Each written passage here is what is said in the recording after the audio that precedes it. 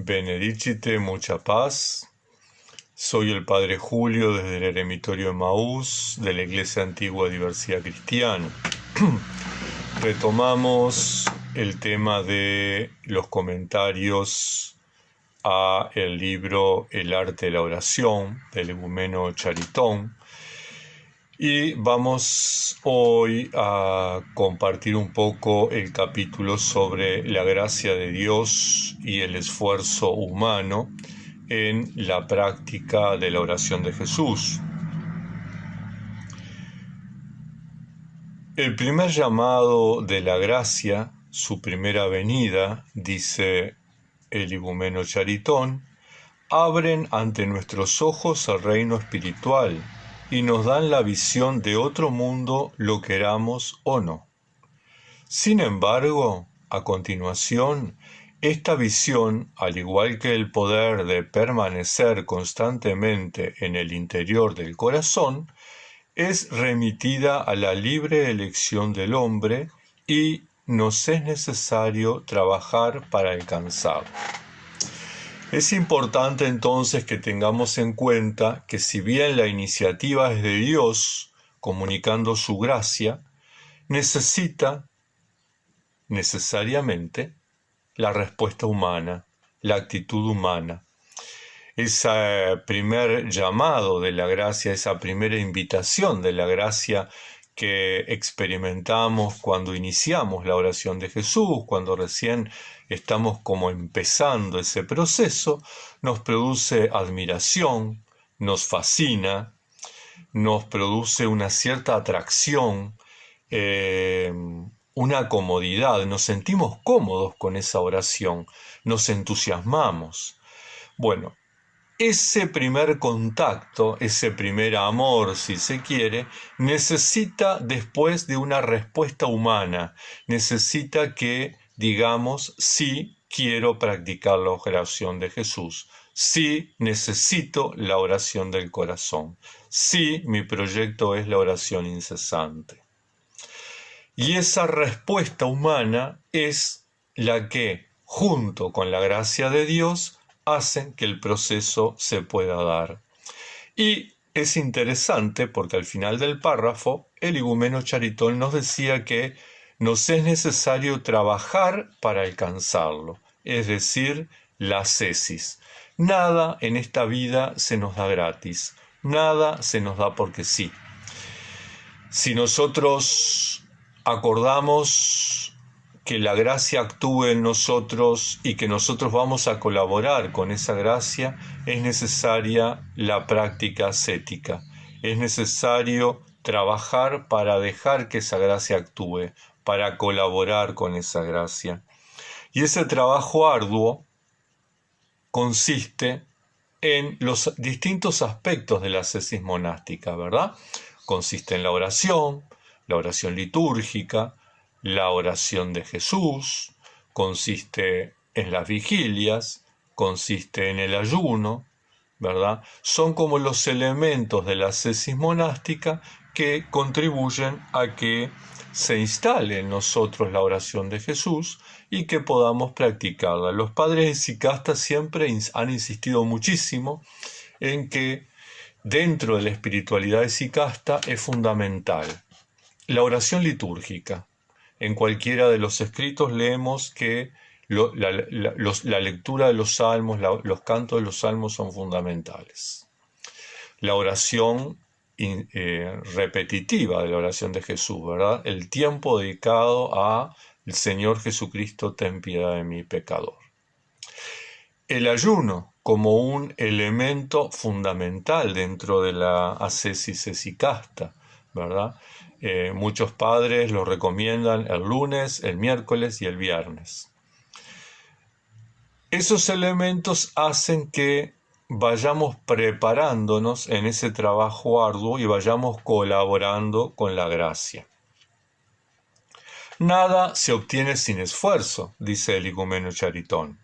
El Señor os otorgue un ardiente deseo de permanecer interiormente en su presencia. Buscad y encontraréis. Buscad a Dios. Es la regla inmutable en todo adelanto espiritual. Nada se obtiene sin esfuerzo. Es decir, que tenemos que ser constantes, tenemos que ser tenaces, tenemos que ser perseverantes. Habrá momentos en que estemos muy entusiasmados y entonces no tengamos obstáculos. Y habrá momentos en que la práctica de la oración de Jesús nos puede resultar árida, nos puede resultar pesada, nos puede resultar monótona. Bueno, son parte de las etapas, de los procesos. Lo que es importante es que seamos constantes, que seamos perseverantes.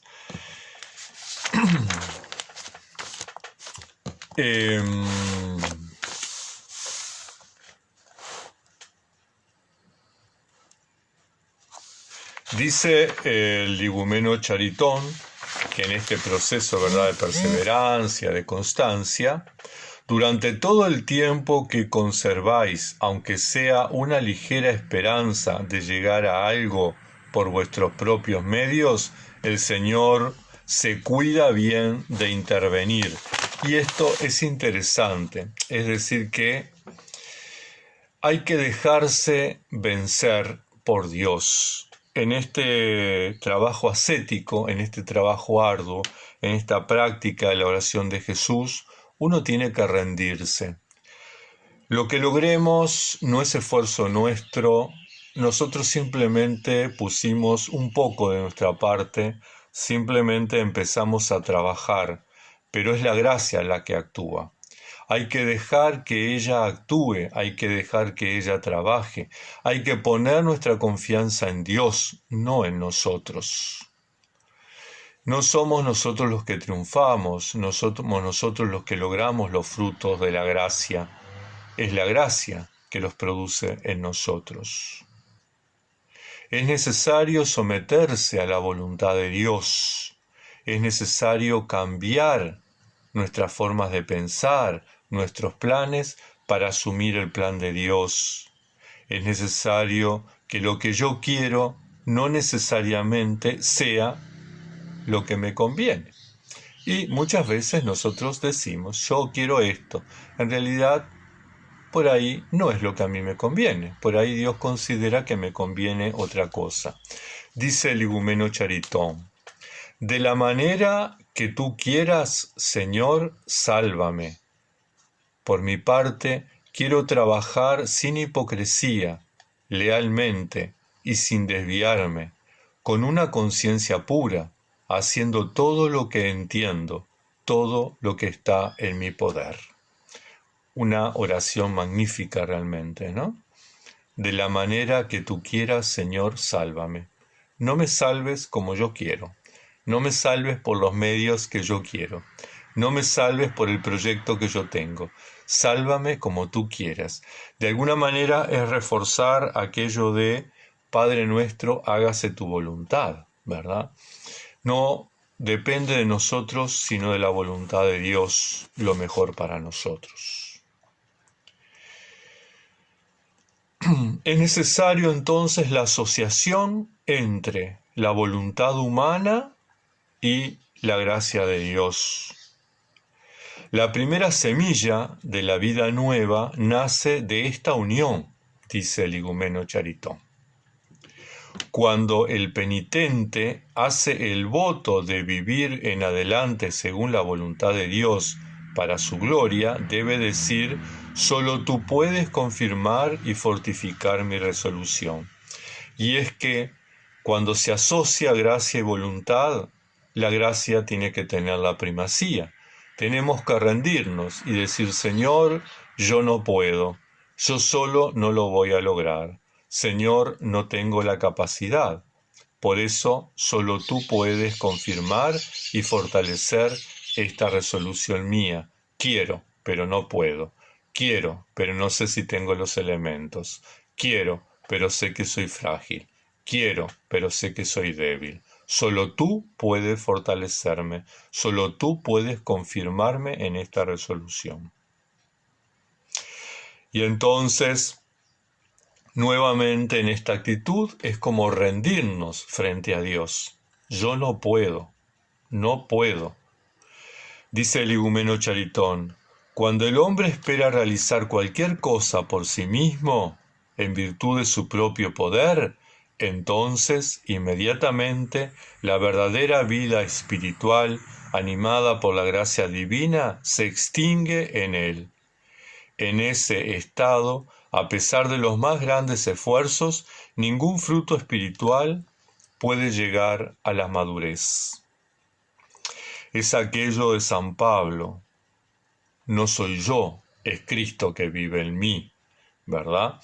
Yo, si considero que lo que estoy logrando es esfuerzo mío, es producto de mi virtud, de mi capacidad, en realidad me estoy llenando de vanagloria, me estoy llenando de soberbia y me estoy alejando de la gracia de Dios.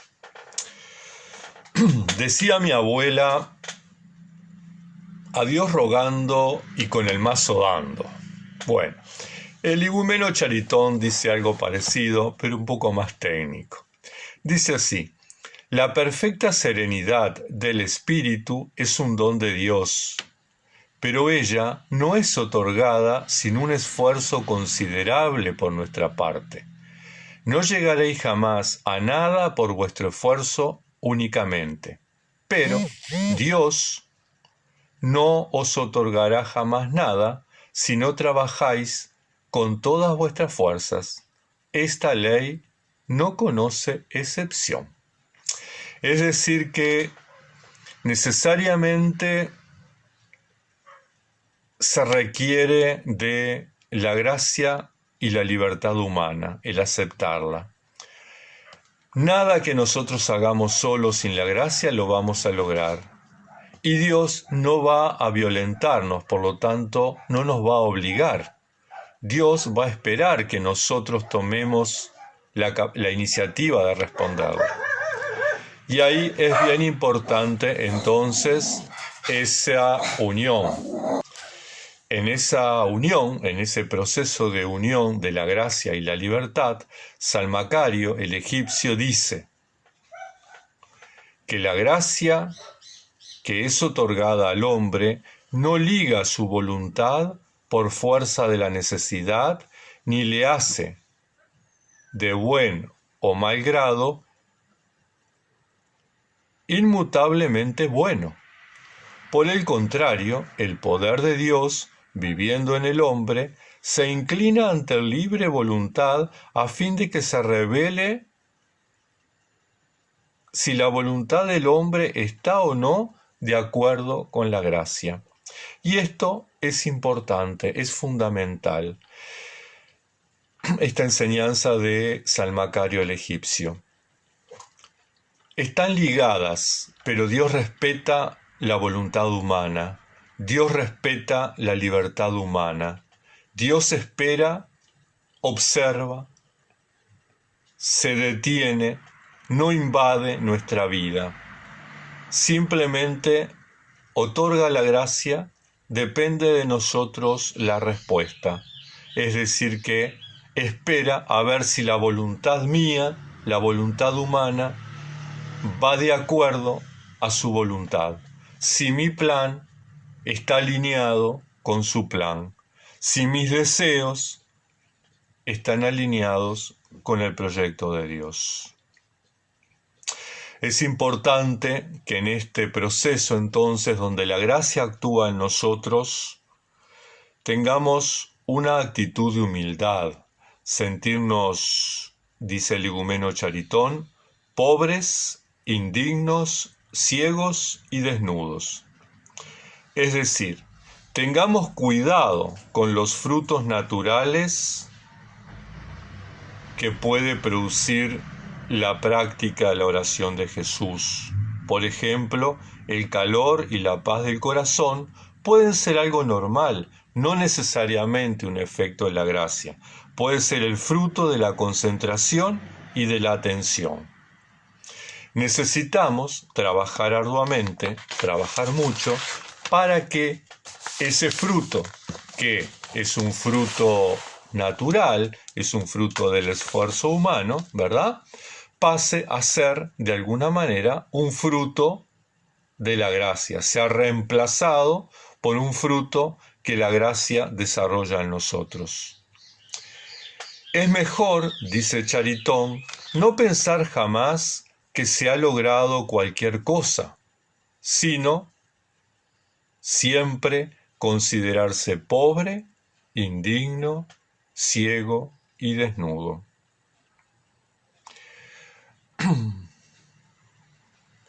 Necesariamente es una invitación del Señor a seguirlo por el camino de la humildad, a reconocer que sin Él nada podemos, sin Él nada somos, sin Él nada logramos. Es en el Señor y en su gracia que está nuestra fuerza.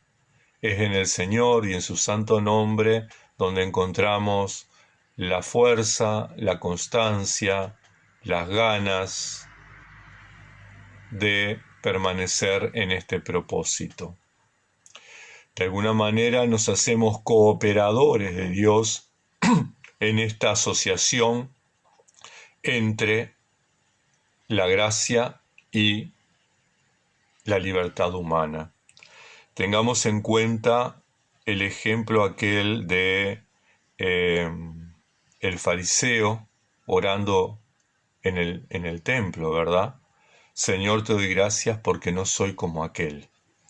Creo que es importante que dejemos que la gracia actúe en nosotros, que dejemos que la gracia libere en nosotros todas esas capacidades que tenemos de reconocer nuestra limitación, de reconocer nuestra pequeñez, de reconocer, voy a inventar un término que no existe pero me gusta, de reconocer nuestra poquedad, ¿verdad? Como aquello que el salmista decía, soy como un gusano, soy como una babosa que se deslía al andar, soy como un aborto que no llega a ver el sol, solo no puedo, solo no lo logro. Y de esa forma entonces vamos a ir consolidando esa actitud de humildad en la oración. Vamos a ir alejando de nosotros esa soberbia, ese engreimiento, ese creernos que porque nos sentimos en paz, porque hemos logrado un cierto equilibrio en nuestro interior, porque nuestro corazón está pacificado, porque tenemos determinado calor en los momentos de oración, porque vienen las lágrimas. Eso es un don de Dios. No necesariamente. Tengamos cuidado, tengamos cuidado. Siempre sospechemos eso que nosotros llamamos un don de Dios puede ser un efecto natural. Y eso es importante poder reconocerlo. Hermanas, hermanos, entonces en esta semana tengamos en cuenta esta invitación, esta enseñanza del igumeno Charitón sobre la práctica de la oración de Jesús, dejar que la gracia actúe en nosotros, pero confirmar esa gracia para que el Señor pueda realmente actuar, pueda proceder, pueda llenarnos de su presencia en la oración. Que la Santa Madre de Dios les acompañe, les bendiga y les proteja hasta el próximo encuentro.